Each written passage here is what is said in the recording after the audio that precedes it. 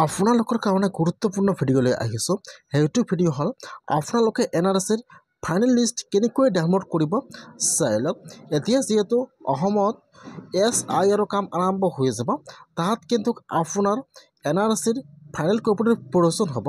বৰ্তমান সেইকাৰণে NRCৰ অফিচিয়েল ৱেবছাইটটো মুকলি কৰি দিয়া হৈছে।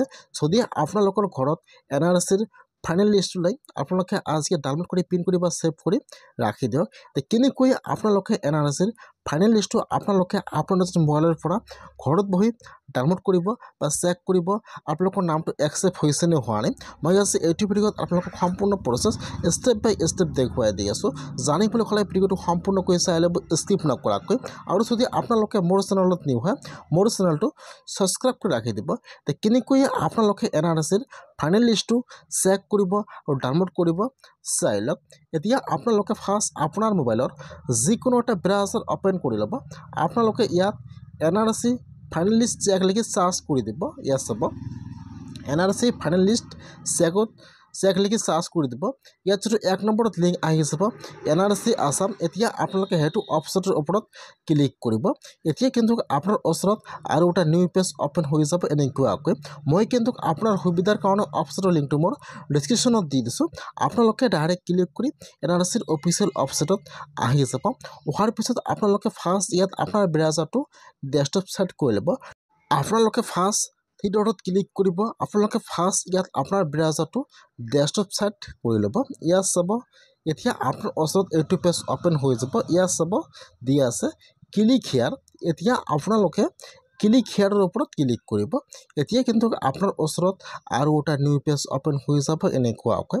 ফাৰ্ষ্ট চাব ইয়াত আহি যাব ARN নম্বৰ, 2 নম্বৰত আহি যাব কেপচা। এতিয়া যিটো আপোনালোকৰ NRCৰ ARN নম্বৰ আছে, এতিয়া আপোনালোকে ইয়াত আপোনাৰ NRCৰ ARN নম্বৰটো বহাই দিব লাগিব। এতিয়া আপোনালোকে ফাৰ্ষ্ট যিটো আপোনালোকৰ NRCৰ ARN নম্বৰ আছে ইয়াত বহাই দিব। আৰু তলত যিটো কেপচা আহি যাব, এতিয়া আপোনালোকে কেপচাটো বহাই দিব। যদি আপোনালোকে আপোনাৰ ARN নম্বৰটো নাজানে বা আপোনালোকৰ NRCৰ নম্বৰ হেৰুৱাই গৈছে, কেনেকৈ আপোনালোকে আপোনাৰ ARN নম্বৰটো চেক কৰিব নেক্সট ভিডিঅ'ত সেইটো প্ৰচেছ দেখুৱাই দিম।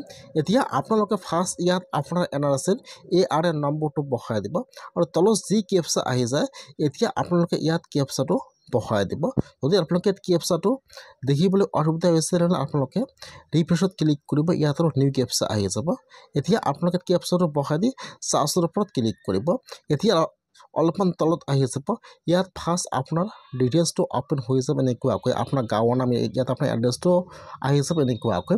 তাৰপিছত এতিয়া NRCৰ ফাইনেল লিষ্টটো ইয়াত অপেন হৈ যাব এনেকুৱাকৈ।